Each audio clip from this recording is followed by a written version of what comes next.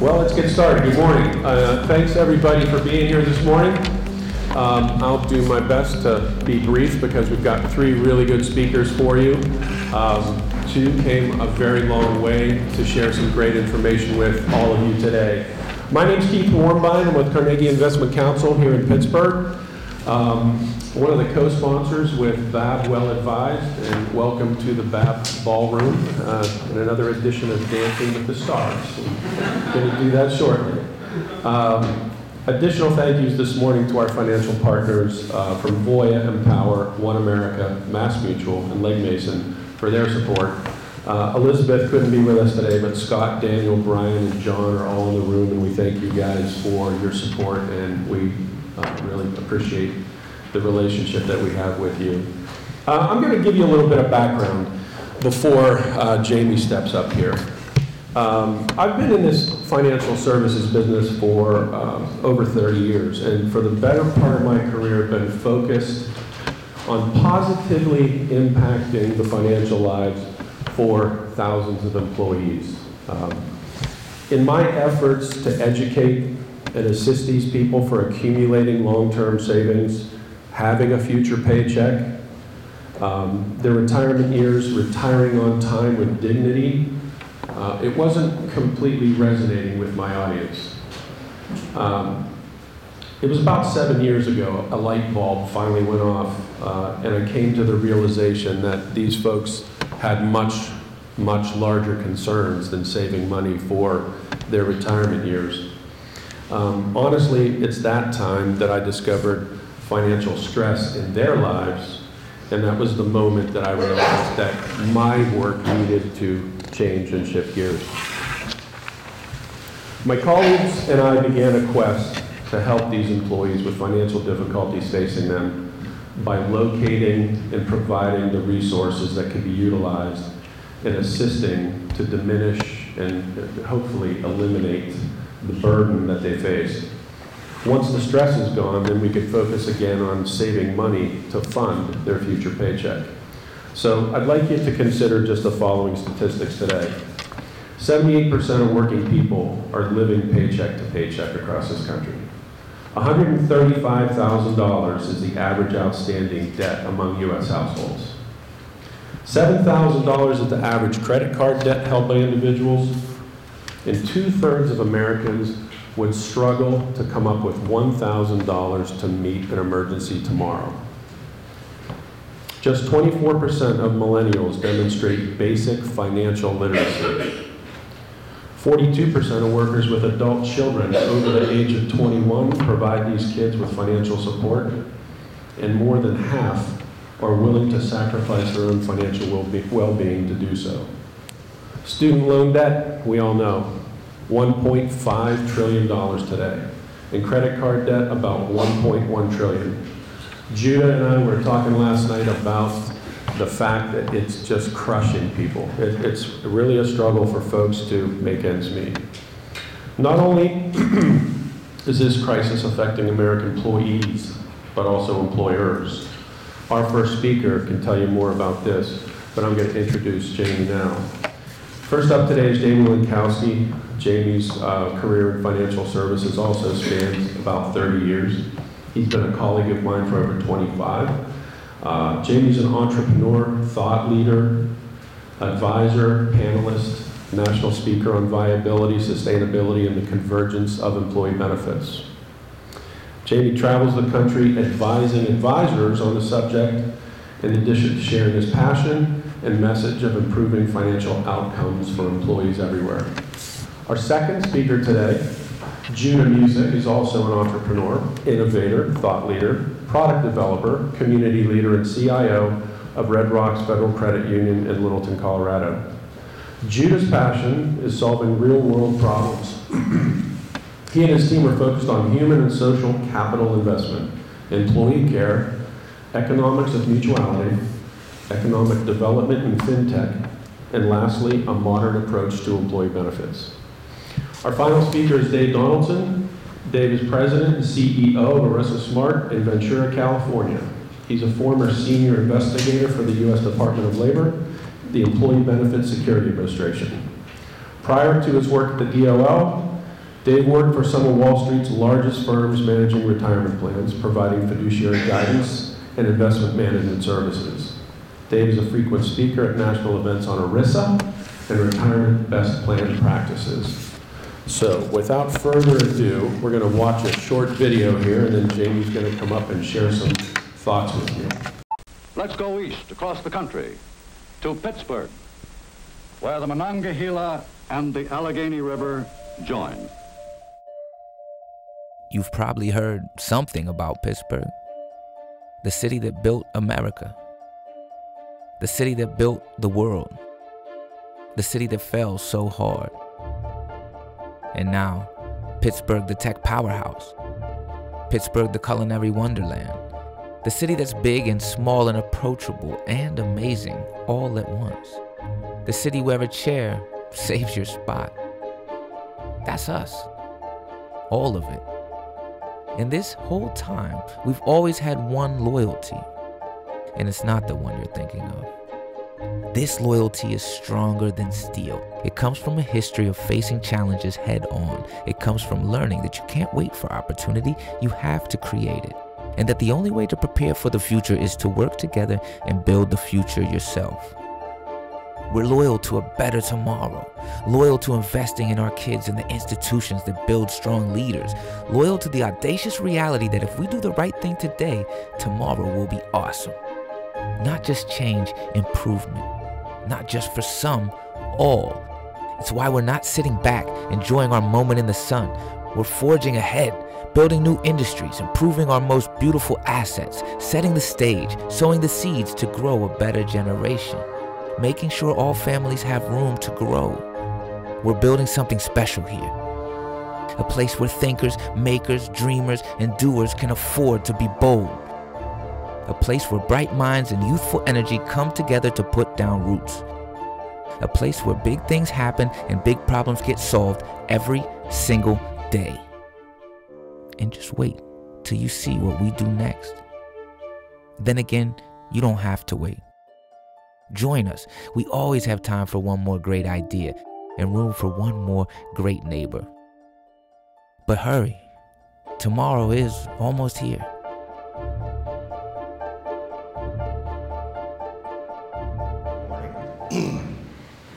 Sorry for the Cleveland Brown fans in the room for that Pittsburgh video. I love that video. I'm Jaime Linkowski, and I'm happy to be here. Thanks for coming. I know that Judah and Dave came from farther away, but I was in Boston last night, and JetBlue did their best thing to ruin this event. Got home at about 2:30 this morning. They just can't seem to fly planes these days. So I love that video because it just reminds us of what a great city this place is. And I think, Judah, this is maybe our 4th or 5th event. This one's different. This one feels different because it's the Berg, right? And a lot of what you're going to hear about today is just flat out the truth. It's a great story. It's just a litany of events that connected one after the other and all emanated here. And I'm old, as Keith said, I'm in the business for 30 years. I think now we're in our 4th Renaissance here in Pittsburgh. But underneath that Renaissance is this idea of economics of mutuality. The idea that it's just no longer about shareholder value, it's about shared values. And it's about if you take care of your people, they will take care of your business. And Pittsburgh has become a catalyst for that. Last year, they actually hosted an economics of mutuality workshop, and it is reflecting what's going on across the nation where the business roundtables, the Jamie Dimons, the IBMs, the Boeings are all figuring out that, Adam Smith's Wealth of Nations carrot stick really isn't working as well as it should, and that they really need to start looking inside and taking care of their people as a community. And if they do that, then their companies will thrive, not just today, but throughout the next generation. So as I said, it's a litany of events, and it's the truth. About 5 years ago, Keith and I started to change the way we were delivering what they refer to today as financial wellness. And we just had what I call the Jerry Maguire moment, where we're really relevant to our people and the employees and to the employers that hired us. Some of them are in this room, and they know that because I've had this conversation frankly, and it's been very authentic. And were we significant? Were we making a difference in the lives of those people and therefore the companies that they work for? And it was, as I said, not a great feeling. So the fellow in that room is a great friend of mine who's also works with my largest client from the health and welfare side. And 5 years ago, we just started putting together data in a very crude fashion. And we walked into the owner of the company, and I'm blessed because he's one of the most progressive owners in the country, and as Keith said, I've been around a lot of it, which is why I have bags under my eyes. And in Pittsburgh, at a trucking company, totally gets it, intuitively totally gets that if I take care of my people and I spoil them, within reason, my company will thrive. My culture will be great, my people will be safer, and the legacy will be preserved for generations. So we traipse in because we think we're really smart. We don't look quite like that, a little more casual. And we said, you know what, Chuck, you're in the healthcare business, you don't know it. And as most employers do, they know their business way more than us. He says, nope, I'm in the safety business first, then I'm in the healthcare business, and then we happen to move a little freight around the country. So, tail between our legs, we leave, but at that particular moment, we become absolutely obsessed with your businesses, with his business, with his people, and with the data. And from that point on, it has been a journey to connect the data. And what Keith and some of the statistics he gave you are frightening. There's a lot of bad news, but I'll get to the good news in a little bit. 70% of your people can't afford to retire, and 66% of your people take Social Security early because they're cognitively lazy, they don't like choice, and when they make a choice, they usually make the wrong choice. It's just the way we're wired. Those financially trapped people cost the business in income statement, balance sheet ways that we are now proving more and more over and better. But there are other statistics there that Keith mentioned. 57% of your people don't have an emergency account. 50% of your people can't afford a $400 shock claim. So if they make $75,000 or less, 25% of their take home goes to consumer debt. 30% of them are probably food insufficient, which is just a fancy way of saying they go hungry, and or they make decisions between bread for their family or prescription drugs. Those are the financially strapped people. So I was blessed to have a progressive owner. Serendipity then entered, and we meet Carrie Leanna, who's in the room, University of Pittsburgh professor. And Carrie has a hypothesis that conventional benefits are there to help recruit and retain the best and brightest employees and reward them, but they also affect someone's work performance, and in this case, safety. Serendipity moment number 2 is, he had been around, the guy on the right, since 1989 as the health and welfare broker. I'd been around since 1994 with Keith on the profit sharing plan in the 401k. And we had 10 years of data on driver safety. And Carrie does a magnificent job, and we run a study, and we prove that someone's financial situation, it's not just lip service anymore. Your emotional, physical, and financial well-being are connected. There's actually correlations between your financial situation and your work performance, and in this case, safety. High correlation between the number of accidents and or the size of the accidents, and beyond that, there's also a correlation to your BMI, your heart disease, diabetes, and digestive issues. So taking care of your people, economics of mutuality, is really good for your business in a number of ways. It's not just altruistic, it actually has hard and soft income statement balance sheets. In fact, we now believe that financial scarcity is a chronic condition. It's not a disease. It's preventable. It's reversible. It has comorbidities, we now know for at the individual level, but also for the business. And it just doesn't get fixed overnight. Much like sleep apnea, hypertension, diabetes, it's incremental, and it requires nudges, which is Carrie's expertise. And so we invented Pittsburgh, lowercase innovation, because it wasn't a new concept. We resurrected something called an emergency savings account. We called it the rainy day fund. There's been some articles written about it. Keith implemented it fantastically, and we were really happy that we had about 35% of the population or 33% of the population enrolled, but we were concerned that we had 2/3 that weren't enrolled. And so we were just starting down the journey. So a lot of bad news, and I'm going to turn it over to the really good news. Truth, my son decides he doesn't want to move to Pittsburgh. So we decide to export some of this expertise and go work in Denver. And I meet the man in the back of the room, and he starts talking about economics of mutuality, maximum impact, employer of choice, shared values, not shareholder value. And we fused and forged the two programs together with the math and the science behind all of it. And the manifestation of that is what you're about to hear today. So here is the good news. You have financially trapped people. You have financially strapped people. And if you squint, you'll see them in different ways. They take care of, they take advantage of PTO.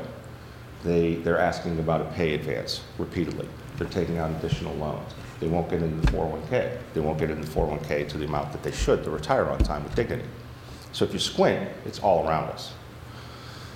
The very things that you should do, can do, must do as an employer to fix the financially trapped, and the very things that you can and should do to fix the financially strapped are exactly the things that the next generation of worker wants.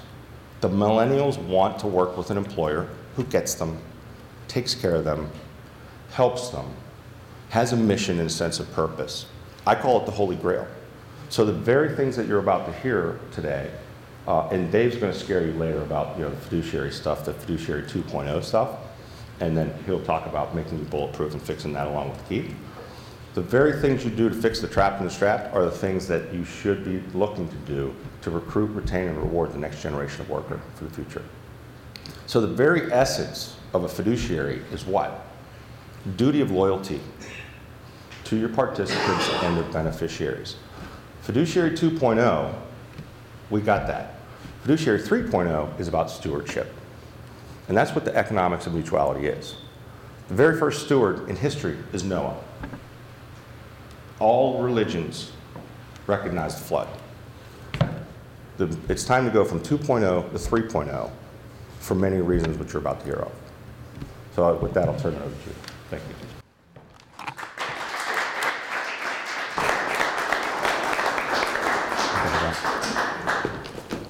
I am going to get my coffee. I was up until 2:30. Good morning. I'm going to walk around a little bit. I can't stand behind a podium. Thanks for having me to Pittsburgh. It's my first time in the Burgh, as everyone's been saying this morning. I'm from Denver, Colorado, precisely Castle Pines, if anyone's heard about it. It's about halfway between Denver and Colorado Springs. I'm a software entrepreneur. I've been in software development, startups, and innovation since 2005. I've done 3 startups. And I was in London in 2017. I have a travel startup, a travel tech, and I was working with Expedia. And I was signing the largest contract of my career to date with Expedia. And I felt this sense of emptiness around what am I doing that's going to have impact back in my own community in Denver, besides helping Expedia make more money on their website. And when I got back into Denver, I just started talking with some of my colleagues about what we were calling community impact.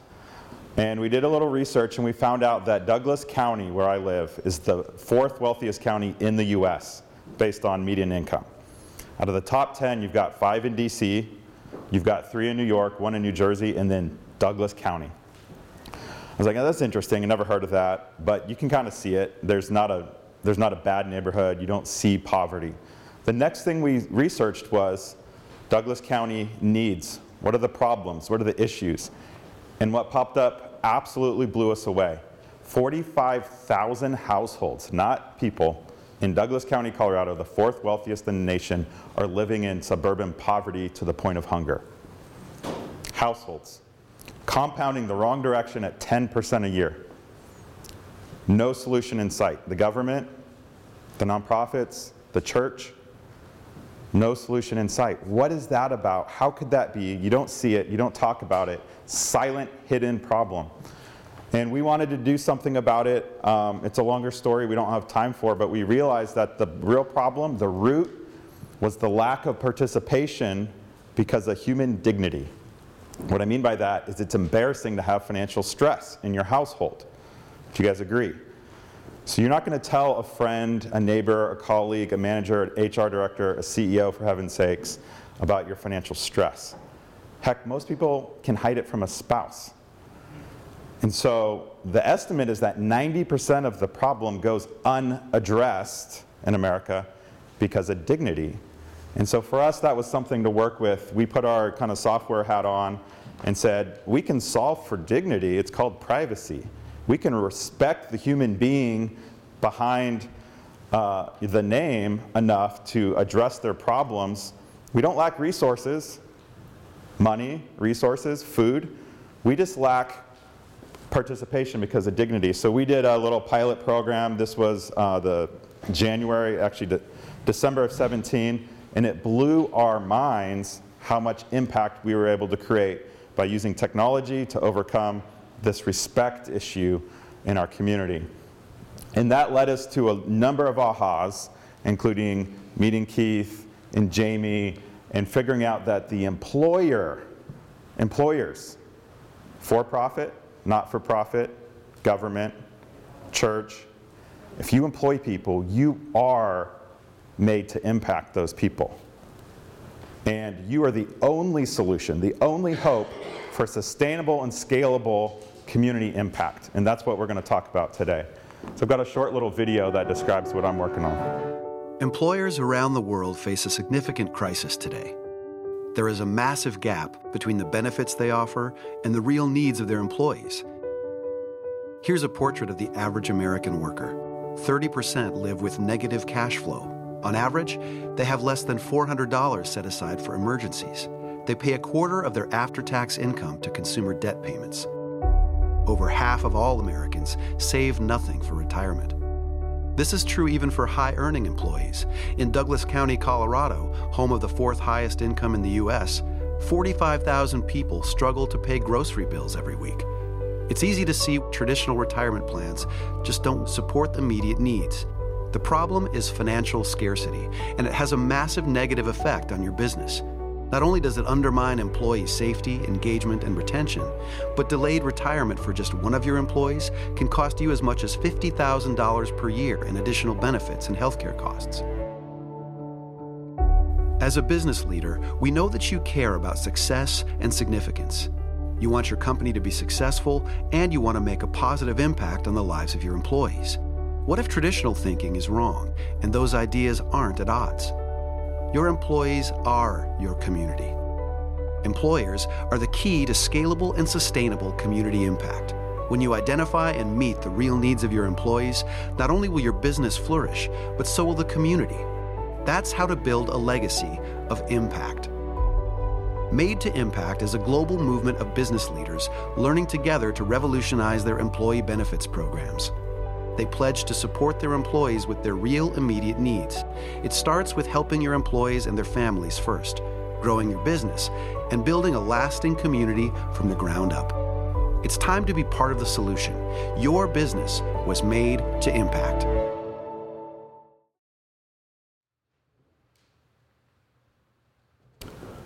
What we realized was that the employers were the key. The next realization was that it was a benefit that we all provide, that we all understand. Both the employer and your employees understand what benefits are there for.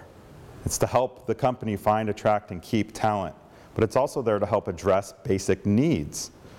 The issue is we haven't revisited the conversation of is it actually working in about 40 to 50 years in a really holistic way.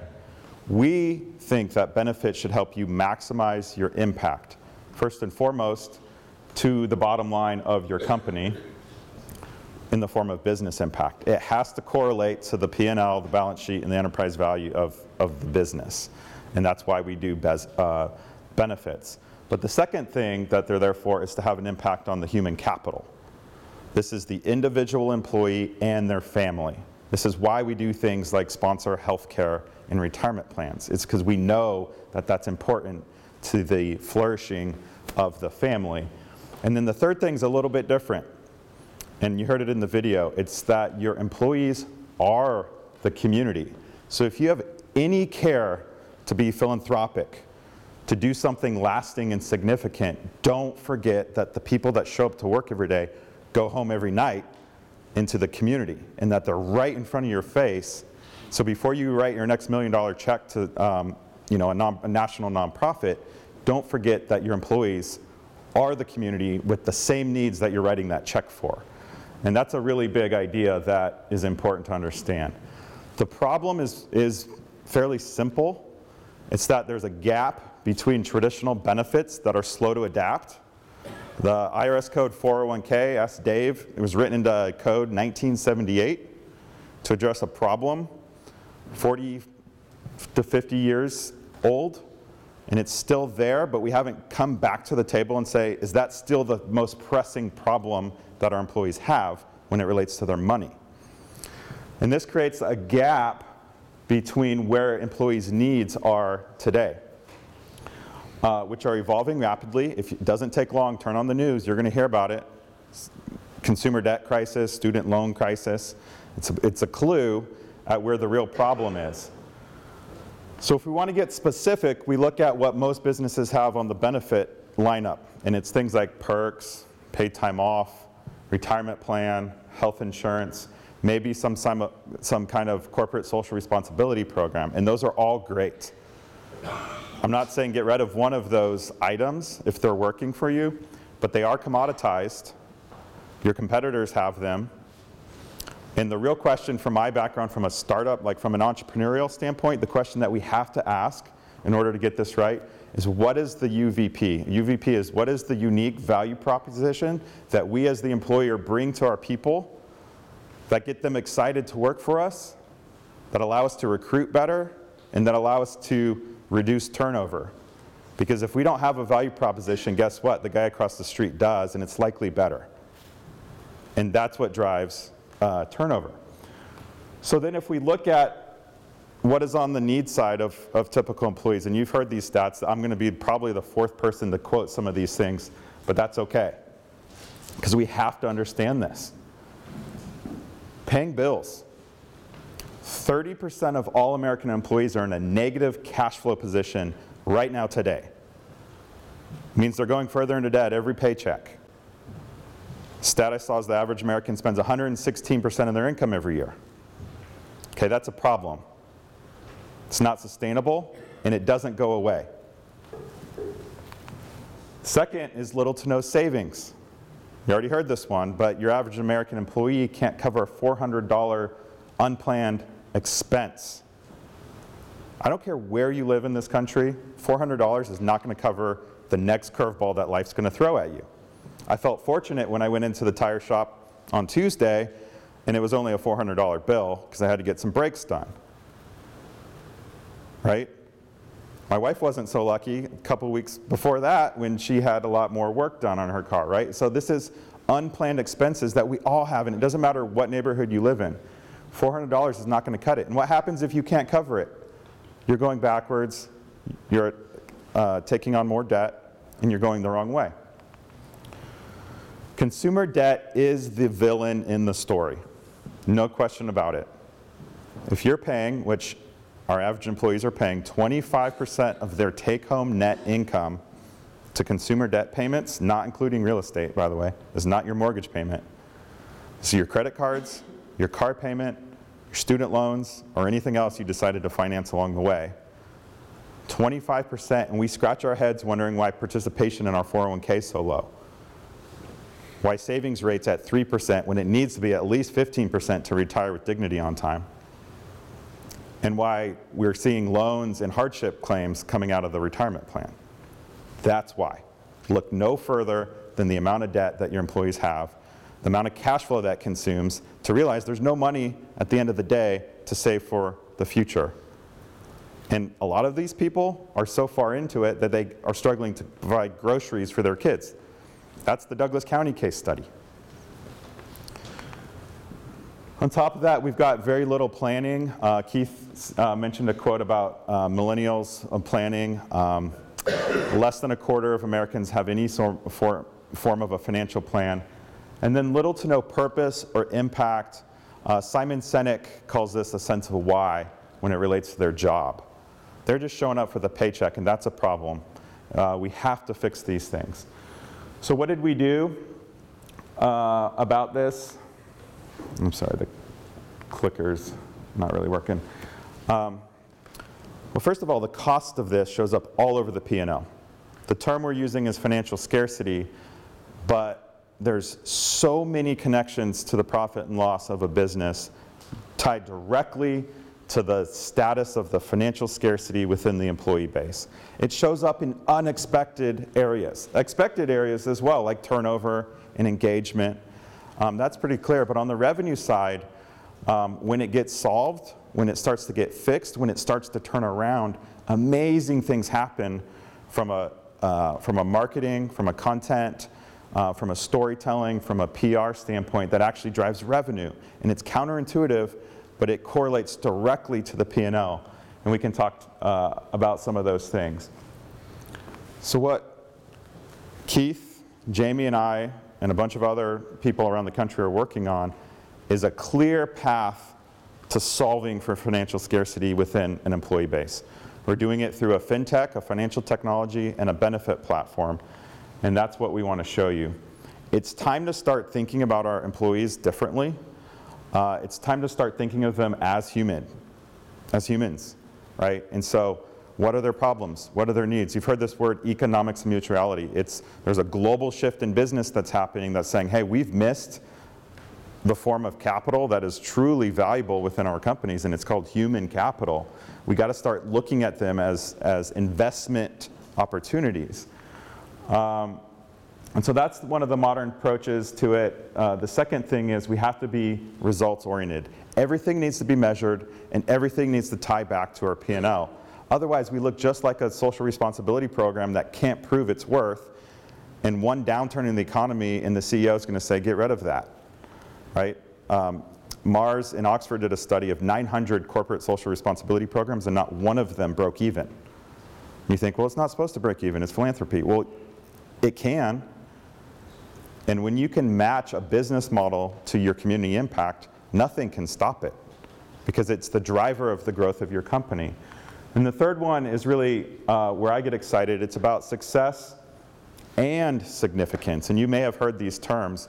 Most of us want to do something lasting and purposeful. This was why I was in London going, what am I doing? I want to do something that is more lasting. And when you figure out that your human capital has problems that you can solve, and it may not even cost you $1, we haven't talked about this, but you can do the things without an additional cost, that fixes the same problem that all these nonprofits in your city are trying to fix, but you can do it better, and your company grows, is more profitable. To me, that's a big deal. That's success in all the world's terms around business and significance in the form of impact. So one of the things we found, there was two major ahas when we first started this journey, and we did the research. I hired 4 people full-time to do market research, and I said to them, find me case studies, because nothing happens without proof in case studies. And they spent 8 weeks doing nothing but scouring the country for a CEO or a company that was doing a benefit outside of the norm, outside of the box, that was addressing human needs inside of a company, and that was driving results both to the business, to the P&L, and to the community. When they came back, we had about 12 different businesses. And we laid them out on the table, and we just analyzed all of them. And the first major aha was that they mapped up Maslow's hierarchy of need, from survival, which we'll talk about, to purpose. Maslow called it self-actualization. I like purpose, right? And that matters because we can enroll 100% of human beings within a company by solving a problem. That's a big deal. The second aha was that a not-for-profit financial institution was a partner in each one of the case studies. If you don't know what that is, it's a credit union. And we happen to be building this within a credit union, and that was a really big deal to find out. So what does this look like? The first level is what Maslow called survival. This is cash flow. This is the 45,000 households in Douglas County. This is the 30% of Americans struggling to put food on the table because they have to pay their bills, and one of them is slipping because of their cash flow. So the highest return on investment, this is really important, the highest return on investment on any of your benefits is the one that solves the highest felt need of the person. Do you guys agree with that? If you can solve my highest, most pressing, important problem as my employer, guess what? That's the highest investment, return on investment to the company. So understanding this framework is important because basic needs being met is the highest felt need of 30% of your people. If you're in manufacturing, which I know a lot of you are, it's likely higher than that. Okay? The second is what Maslow called safety and security. And this speaks directly to the rainy day fund problem or emergency savings. If you have $400 to your name and you're driving into work and either life happened last week or it's about to happen next week, can you tell me you feel safe and secure? Think about it, secure. I feel safe and secure with $400 liquid savings. Anyone? The answer is no. You can't. You can't tell me you feel secure with $400 in emergency savings driving to work that day. And that's what the research with University of Pittsburgh found out about the stress that was causing with truck drivers at Pitt, Ohio. The third is, Maslow called it a sense of belonging. We all crave belonging. We can create that through this program. But from the financial steps, consumer debt has to be addressed, and it has to be addressed before we can even think about funding retirement and being able to retire on dignity. And that's an important thing because almost every HR conversation around benefits and money starts with what? The retirement plan. The 401k, the 403b. That's what every conversation is about, right? And that's not a bad conversation, except we skipped over the fact that people can't even afford it if they wanted to. So we're not solving the right problem. The last thing Maslow talked about was purpose, or a sense of why, and we call this impact. And we can get to that. So what my team did with that information was very fundamental. We said a credit union was actually required to solve all these problems in the case studies. We can do that. We were founded in 1980 by Lockheed Martin, 4 employees of Lockheed Martin, to do this exact same thing. Help people save, help people put a rainy day in place, bridge cash flow. Why don't we build something that the world doesn't have yet, which would do all of these things, automated through a payroll with an incentive attached, and just enough education to encourage the employee along to the next step. Gamify it, make it simple, take all the decisions out of it, take all the guesswork or planning out of it, because we know the steps. I just showed you the steps. They don't change. And that's exactly what we did. We put a platform together that started to solve for cash flow using income advance type strategies. There's a number of fintechs on the market, Pay Active, Pay Daily, Earnin. There's a lot of them that are solving for the timing problem of payroll. There's a documentary called It's About Time, and it's a really good one by Pay Active, because it is about timing of your pay, not the amount of pay. You don't need to pay all of your people $2, $3, $4, $5 an hour or more. You need to understand how their bills are due and the fact that they run out of money, and when you run out of money, bad things happen. And the money's just trapped in payroll for the next 2 weeks. That's it. They've already earned it in most cases. So there's ways we can solve for cash flow without costing a single dollar to the employer that really solves the problem for the employee. The second product is the emergency fund. This is the rainy day fund that Keith and Jaime installed at Pitt, Ohio. And a number of companies are catching on to this. It's obvious to a lot of us, but not to your employees. Why put a rainy day fund in place?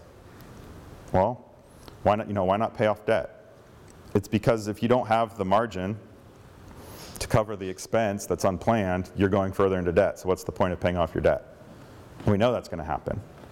So if I change the word from long-term savings, and I'm talking about a 401k, to short-term savings, did anything change other than the timing of when we need to use that money? No. So as a benefit, why are we not encouraging rainy day funds for every single company?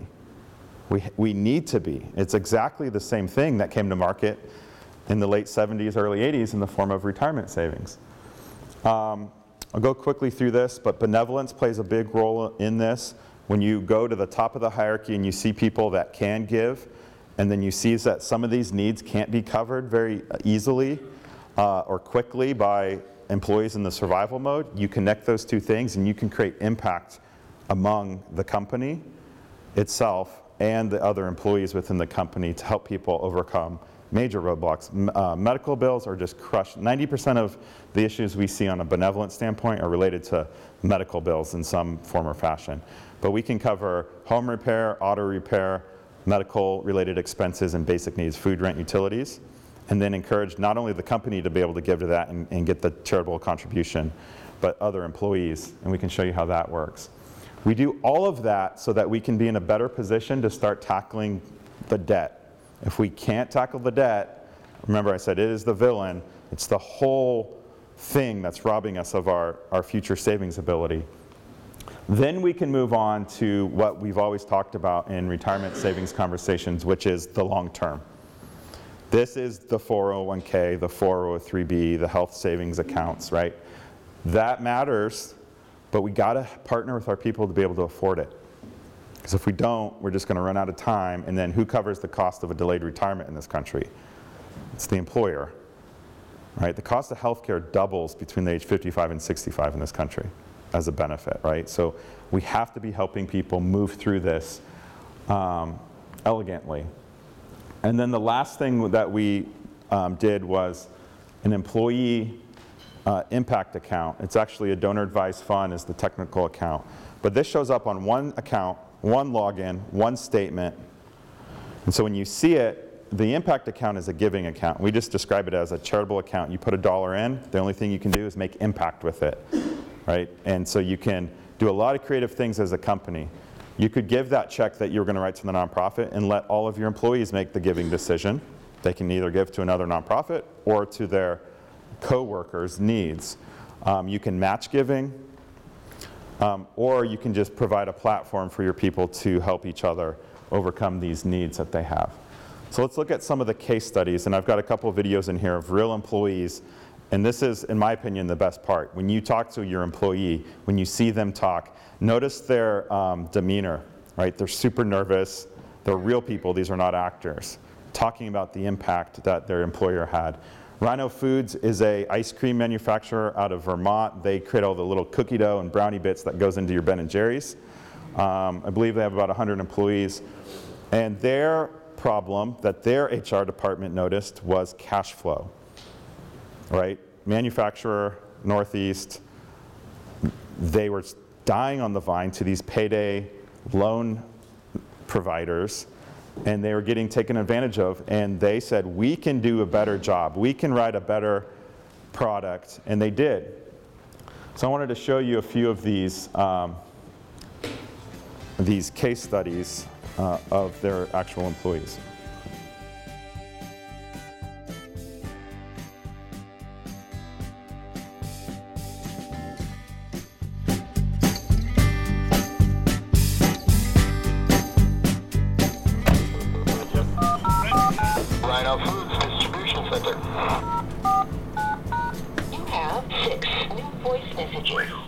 Morning, guys.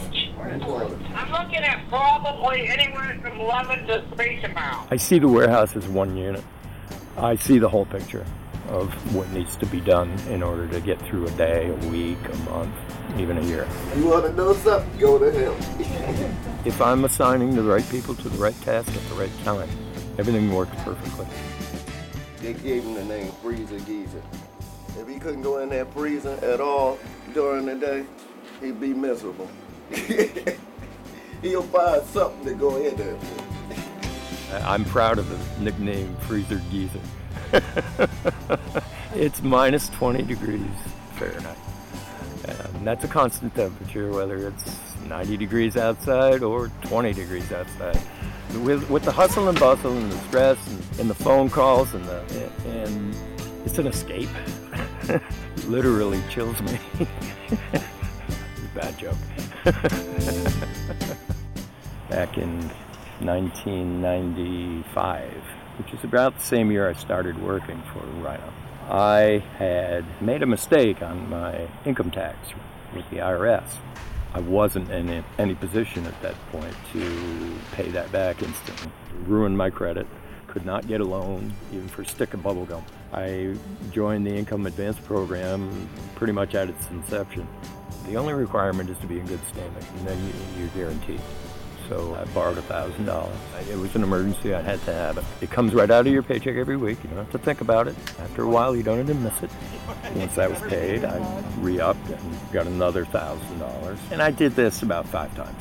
I didn't know the impact that would have until I actually went to get a loan for a car. They approved my loan. Now, to be honest with you, I was shocked. Apparently my credit score had risen due to the income advance program. The very first new car that I'd ever purchased in my mid-50s, you know? Yeah. The point that we bought this house, which was a little over a year ago, I had a good idea what my credit rating was. I was a little more hip about credit in general. So I had a good idea that we were going to get the mortgage. My feeling is that my wife had passed. My daughter and my son-in-law couldn't afford a mortgage on their own. It was a perfect marriage. I get to live with my daughter and my granddaughters, and I've got this beautiful place. I gotta think that it's critical for a lot of people. You have an emergency, you don't know where to turn, this is where you should go. It's just human nature, I think. It works. So you heard what he said. I was able to fix my cash flow, and then it automatically rolled into a savings account, and one day I had savings. For most people, that's the first savings they're ever going to have. And so the next case study, I know some people from Pitt, Ohio are here, but this is the case study that my team found when Jaime walked into my office unsolicited about a year ago in Littleton, Colorado, and I recognized him from the cover of that magazine, and he's like, yeah, we did this thing with Carnegie around Pitt, Ohio, and a rainy day fund. And I was like, excuse me? Because this is the next step. And when you figure out that it's financial scarcity that's having a negative impact on the stress levels and the psyche of your employees that are causing accidents that are affecting the cost structure of your company, what do you do about it? It could be as simple as putting a rainy day fund in place. And roughly 2,700 employees, they saw great participation and were able to put away a ton of cash relatively quickly, which is the employees' cash. That helps them prevent the next life's curveball from taking them off the rails. This is a big, big deal, and it's so simple to do. And then the third case study is a company in South Carolina. They manufacture mining equipment, mining screens.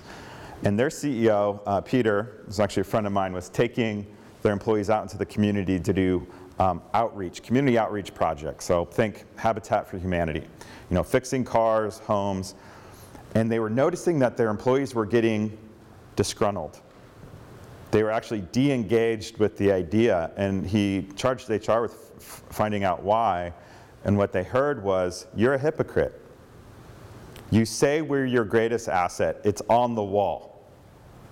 But you sure as heck don't know the situations we're living in, because if you did, you'd be helping our families and not these strangers on the clock with this money. We're living in worse conditions. Our cars, I'm walking to work, and we're fixing some guy's car. And so he flipped the model from outreach to what he called inreach, and that was the creation, the way we know it, of benevolence programs. And he just started helping his own employees. This is where a lot of the exciting revenue stuff, word of mouth, I want to work. 200% increase in revenue was on an exit survey of their new clients saying, why did you choose us over our competitors? It's that culture of care. It's the way you treat your people. It's that video I saw. It's that case study I heard about. And I want to do business with people like that.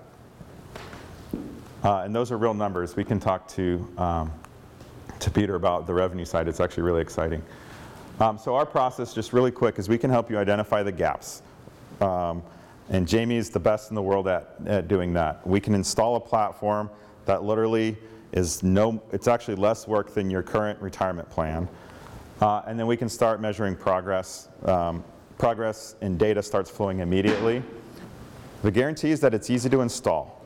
We're building a technology platform that the only requirement is census data, and it does the rest of the work for the HR department. You'll see results in the first 30 days, and it's going to keep getting better. We've got some amazing clients around the country doing this now, and we hear from them their ideas. Some of them are not great, some of them are really amazing. One of them came from the Denver Art Museum around PTO donations, and they said, our people are all financially strapped, that's why we're doing this. We're right downtown, we're a nonprofit, downtown Denver, cost of living in Denver is a problem. Our people are strapped, student loan debt's out of control. They want to give financially, but they don't have the finances to give. What if they could donate their time in the form of donated PTO and convert that into impact dollars? So convert PTO time into actual cash. And we said, why not? Let's look at that. So that's an example of an innovation that came from a client that will be rolled into the program. To wrap this up, my passion is to help businesses avoid some pretty big failures. One is to maximize profitability. Jaime mentioned Pittsburgh, out of any city in the nation, has the most leaders or key influencers subscribing to this economics of mutuality conversation that's happening globally. And it's all about untapped value within your organization and mapping that back, capturing it and mapping it back to your P&L. Oxford University is redesigning the way a P&L looks. The things we measure are different. And Pittsburgh, out of any city, is on the forefront of that. The second failure is to meet the needs of your own people. I don't want anyone to end their career thinking, wow, I totally missed the fact that my employee was walking to work. And that one simple action that wouldn't cost me anything could have moved that person in a forward trajectory towards a car in their first home, no matter what age they are. That's a big deal. And the last one is to leave a legacy. I don't know about you guys, but I have young kids, and I think about them as, you know, what are they going to do when they grow up, and what is my legacy going to be? That's why we're doing this. And we're excited to be able to partner with employers, regardless of where you're located or what you do or your industry. And this type of stuff really does move the needle, both to the business and to the community impact. So the last thing I'll announce is we're formalizing this into, you saw that video at the very beginning. This is becoming a movement. We are part of it. We don't own it. This is all, we want to give it away. But if you want to go to pittsburgh.madetoimpact.com, you can see that video. You can share that video with your HR teams. And more importantly, you could subscribe to just say, yes, I'm interested in learning more and doing this. It's all about the city of Pittsburgh and the employers understanding that they are the ones that have the biggest opportunity for impact. So thank you very much for having me in your city. Appreciate it.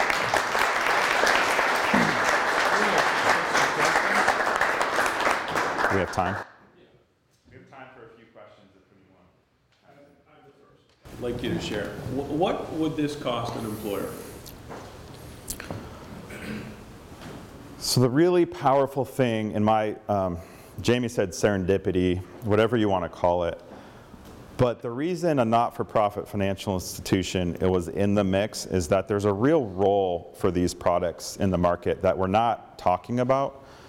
And the fact that a credit union, whoever's credit union, was typically founded by a group of employees to solve these exact problems, there is a business model there that allows us to do these things profitably, but for the betterment of the member or the individual. Because of that, we can absorb all of the costs of the entire thing. There is no cost passed along to the employer to participate. We just want employers to do the right thing.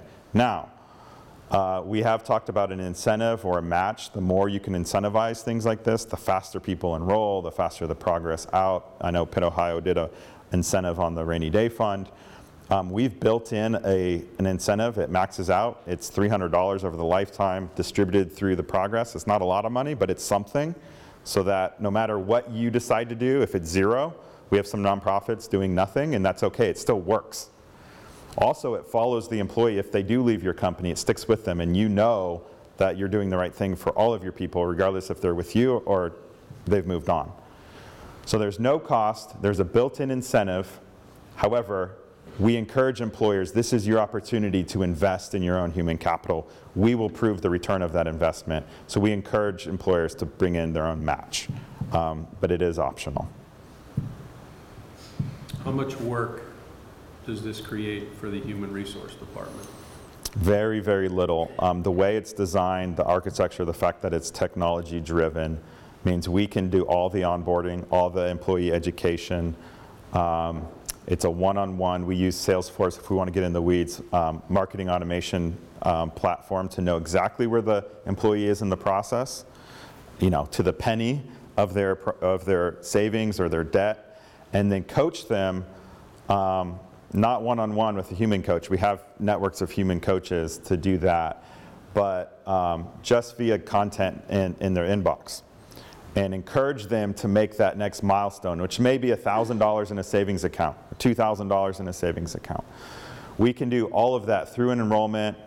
We're building a world-class mobile app as a fintech as the next version of this.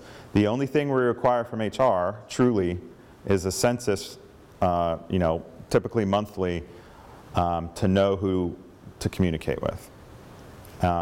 But we're not putting all this burden in the form of go teach your people financial wellness. That's not, you don't have time for that, nor is it the best received. And so we believe that combining 3 behavioral nudges is the sweet spot of this. The first one is the payroll deduction, which automates it. And you heard him go, once the freezer geezer, you heard him say, you don't miss it after a while, you actually forget it was even going. That's the beautiful thing of a payroll deduction, is you don't miss it after a while.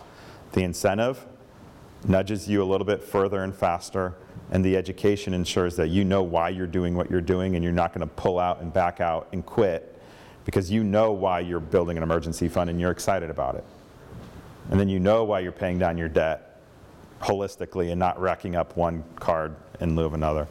And so those 3 things really are important, and we'll take that off of the HR plate. Who else has a question besides Keith? Judah, do you have to have everything? I mean, can you pick and choose as an employer what you want? Yes, to an extent. We really believe in the layered financial planning behind this. If anyone's familiar with Dave Ramsey, you probably noticed that's Dave Ramsey's baby steps, right? Whether you hate the guy or love the guy, I don't care. It's basic finance 101, financial planning. So those things are required. Anything on the giving side is completely optional, but you'd be really hard pressed to argue with me that cash flow is not important to your employees, or that a rainy day fund's not important to your employees, or that debt is good for your employees, right? So those 3 things are built in and mandatory, because those 3 things have to happen. Anything on the benevolence, the giving, the impact side, that is all completely optional. However, it's kind of where the power kicks in, and we see a lot of amazing results. But if you want to sit on the sidelines and just watch other companies do that, that's fine, and adopt that later. We have a few clients that are saying, no, you know what, we already do something like that, we're okay. And that's fine. As it relates to the movement, when you were looking for kind of case studies, we see a huge trend in employers paying down student debt. Yeah. Did you find any employers that were actively helping employees pay down consumer debt?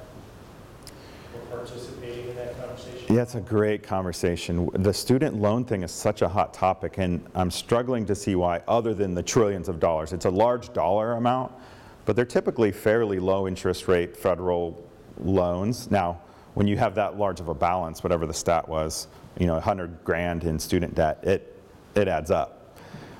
So a lot of employers are very interested in helping employees pay off student debt. We've actually built the technology to help one of our early adopter clients make a qualified plan contribution for paying a student loan on time. So we can account for that. We have that technology built. I think it's a great benefit.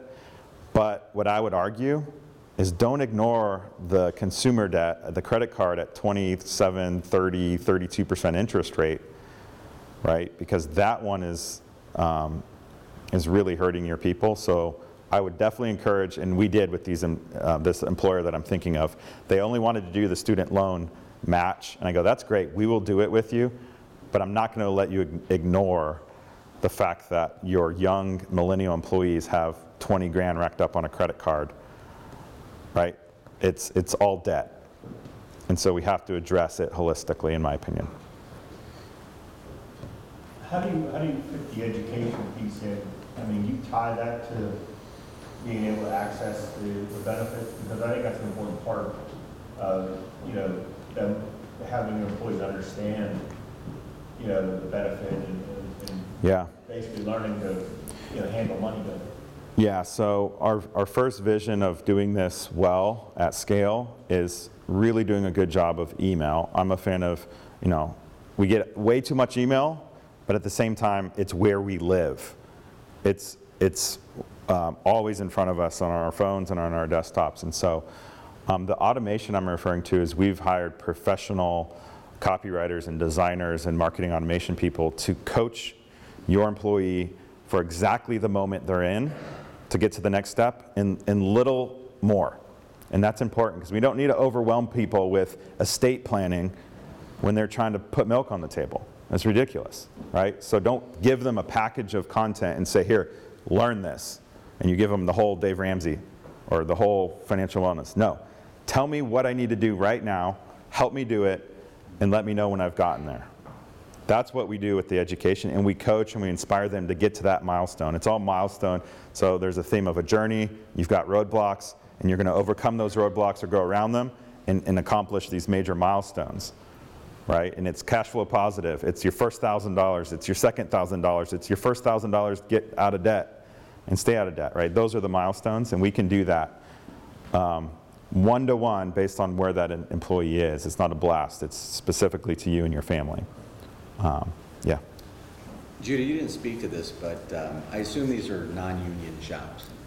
But if you have union employees, I would think that exposing this to a union and in partnership with an employee would be an incredible thing for some businesses.